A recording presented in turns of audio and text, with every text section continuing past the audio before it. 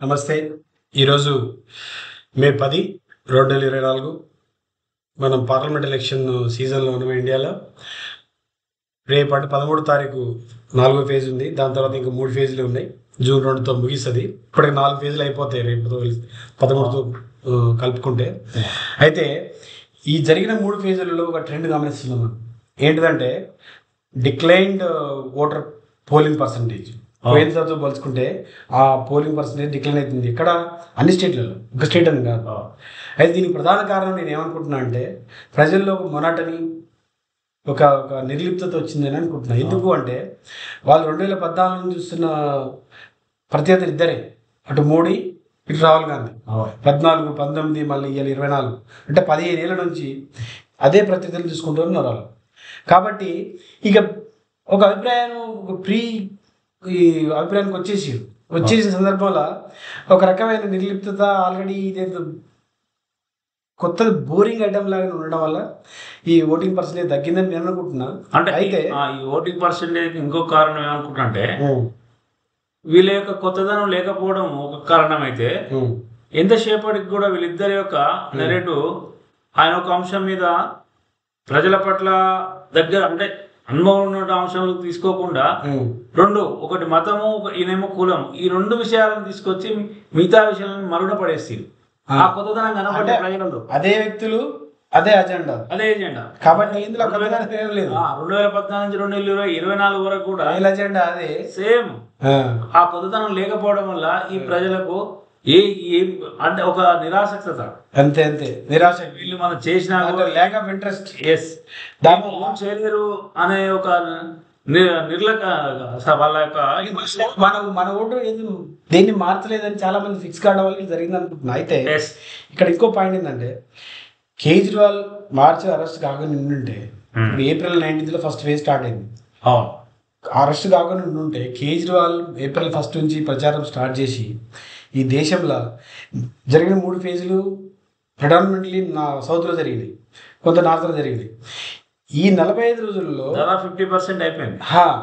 ఈ 45 రోజుల్లో కేజ్రీవాల్ అరెస్ట్ కాకుండా ఉంటే, అలాంగ్ విత్ రాహుల్ గాంధీ ఆయన మొత్తం ఈ దేశం మొత్తం 2-3 సార్లు రౌండ్లు వేసి ఉండుంటే, మూడవ మనిషి ఉండడం వల్ల ఈ గేమ్లో మూడవ మనిషి, ఎప్పుడు మోడీ వర్సెస్ రాహులే కాకుండా మూడో మనిషి దేశం మొత్తం తిరుగుతుంటే ఒక కొత్త రకమైన ఇంట్రెస్ట్ క్రియేట్ అయ్యి ఓటింగ్ పర్సంటేజ్ మారేది, సరళ మారేది అని నేను అనుకుంటున్నాను. ఏమంటావు? 100% అవుతుండే. కారణం ఏంటంటే మనకు మార్చి 13, 14 తారీఖు నాడు నోటిఫికేషన్ వచ్చింది ఎలక్షన్ కమిషన్. నేను మార్చి 26 నాడు అరెస్ట్ చేశారు కేజ్రీవాల్. అతను మా ఏప్రిల్ 19 నాడు మొదటి ఎలక్షన్ జరిగింది, మొదటి ఫేజ్. దాదాపు ఇప్పటికి 543లో 283 సీట్లకు ఎలక్షన్ జరిగింది.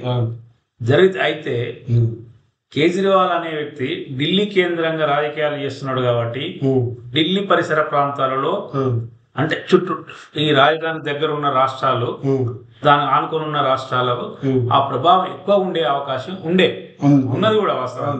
ఆయన పంజాబ్ లో గవర్నమెంట్ ఫామ్ చేసారు, పక్కన హర్యానాలో ఉంటది, ఇటుపక్క గుజరాత్ ఉంటది, ఇటుపక్క యూపీలో ఉంటది.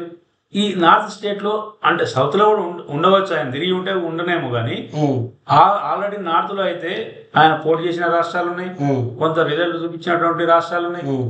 ఇవన్నీ దృష్టిలో పెట్టుకొని బీజేపీ అధినాయకత్వము ఇంకొకటి ఇదో కారణం అయితే, రెండవ కారణం ఏంటంటే ప్రాంతీయ పార్టీ, మేము కాంగ్రెస్ బీజేపీ ఉండాలనే ఒక ద్విపార్టీ సిద్ధాంతం లాగానే ఈ దేశంలో నడుస్తుంది 70 ఏళ్ల నుంచి.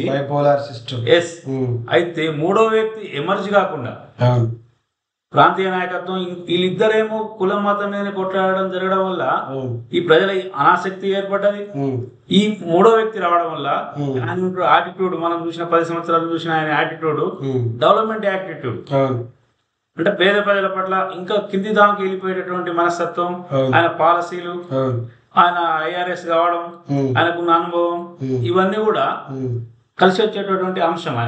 ఆయన వ్యక్తిగతంగా పార్టీకి ఇవన్నీ దృష్టిలో ఉంచుకొని బీజేపీ పార్టీ మాకు నష్టం జరుగుతుందనే ఉద్దేశంతో ఒక క్రియేటివ్ ఈ కేసు మొదటగా కాంగ్రెస్ కంప్లైంట్ చేసింది, దాన్ని బీజేపీ హైజాక్ చేసి గవర్నర్ ద్వారా దాన్ని ఎంక్వైరీ పెట్టారు. అదొక పెద్ద స్టోరీ, అదొక సబ్జెక్ట్.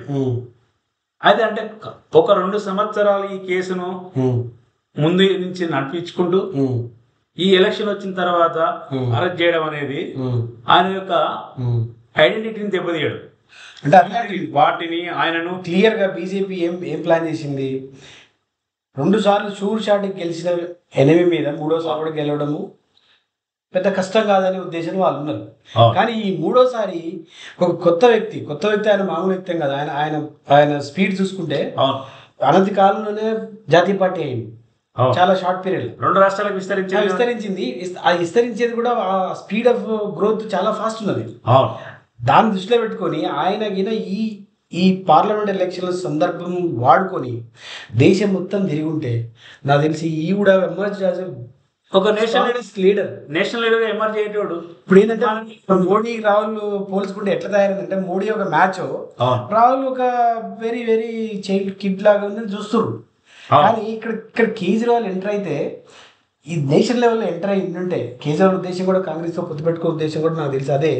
ఎందుకంటే ఈ wants to use the established party as a back bone, దానిపైన ఆయన బిల్డ్ చేయాలని చూసినట్టున్నాడు. ఎందుకంటే దేశం కోసం ఆయన చేసింది కూడా.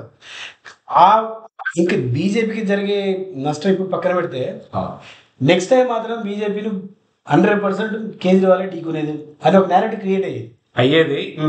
నేను ఇప్పటికి అంటే ఈ ఎలక్షన్ వరకు మనం గమనిస్తే ముఖ్యంగా కేజ్రీవాల్ లోపల పెట్టడం అనేది బీజేపీకి వాళ్ళ యొక్క అవకాశాలను, అంటే ఓడిపోయే అవకాశాలను తగ్గించుకోరు.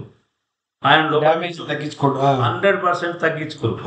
ఈ 283 సీట్లలో దాదాపు 100 నుంచి 120 సీట్లు నార్త్ ఇండియాలో ఎలక్షన్ అయిపోయింది. ఆ సీట్లలో ఆయన ప్రభావం ఉండేది. అంటే ఎంత ఎమర్జీ అయ్యేది, ఎన్ని గెలిచేదాకా కాదా అనేది సెకండరీ అయినప్పుడు కొంత ఓట్ పర్సెంటేజ్ అయినా కాంగ్రెస్ కి లాభం జరిగేది, కాంగ్రెస్ కూటమికి. అంటే ఇప్పుడు ఆయన ఉండడం వల్ల ఒక కొత్త ధరం ఈ 2 విషయాలే కాకుండా కాకుండా ఇప్పుడు ఏదైతే ఈ 2 విషయాలను ప్రొజెక్ట్ చేసి ఇంకో వేరే విషయాలను చర్చకు రాకుండా చేసి ఈ 2 పార్టీలు, అది కాకుండా 3వ విషయాన్ని తీసుకొస్తుండే ఆయన తీసుకొచ్చి ఇంట్రెస్ట్ క్రియేట్ చేయడం వల్ల ఓటింగ్ పర్సెంటేజ్ పెరిగితే ఆబ్వియస్ గా రిజల్ట్ మారుతాయి. అవును, ఇవాళ 65% కాకుండా 70 దాటి పర్సెంటేజ్ 100% కొత్త తీర్పు వచ్చేది. 100% వచ్చేది. అది రాకుండా స్తబ్దుగా ఈ ఎలక్షన్ స్తబ్దుగా జరగాలంటే ఒక కొత్త సంచలనం ఉండొద్దు దేశంలో ఇప్పుడు ప్రస్తుతానికి అయితే అని డిసైడ్ చేసిన అరెస్టే ఇది. 100% అది బీజేపీ ప్రీ ప్లాన్ గా చేసింది. అయితే దీనికి అగెనిస్ట్ గా ఇండియా కూటమిలో ఉన్నటువంటి ఈ పార్టీ, ఆమ్ ఆద్మీ పార్టీ, కేజ్రీవాల్, ఆ పార్టీలో ఉన్నటువంటి నాయకత్వం గాని, రాహుల్ గాంధీ గాని, మిగతా పార్టీలు కూడా ఎవ్వరు కూడా ఆయనను కనీసం అంటే ఒక స్టేట్మెంట్ చేసిరు కానీ ఒక కూటమిలో సభ్యుడుగా భావించలేదు. వాళ్ళు దీనికి ఎక్కువ ఫైట్ చేయలేదు, దీన్ని హైలైట్ చేయలేదు. ఒకవేళ పాత మోడల్లోనే కొట్లాడడం మొదలుపెట్టారు. అందుకే ఈ పరిస్థితి ఈ పర్సంటేజ్ తగ్గడము సేమ్ అదేలే అన్న. ఒక పొత్తును పెట్టుకున్నప్పుడు నువ్వు నిజంగానే నమ్మినప్పుడు, నమ్మకుంటే వేరే విషయం, నువ్వు నిజంగానే నమ్మినప్పుడు నువ్వు చేసి ఉంటే, పొత్తు ధర్మంలో నువ్వు ఫైట్ చేసి ఉంటే లాభం జరిగేది. కానీ ఆ విధమైనటువంటి చర్చ ఎక్కడ చేయలేదు. అంటే ఇంటర్నల్ గా ఈ పార్టీకి కూడా, కాంగ్రెస్ పార్టీకి కూడా ఈయన ఎదగాలని ఉండదు. ఒక రకంగా వాళ్ళు లేకపోతే షాడో అయిపోయారు కదా. ఆయన is a tall, Kejriwal definitely tall leader compared to anybody else.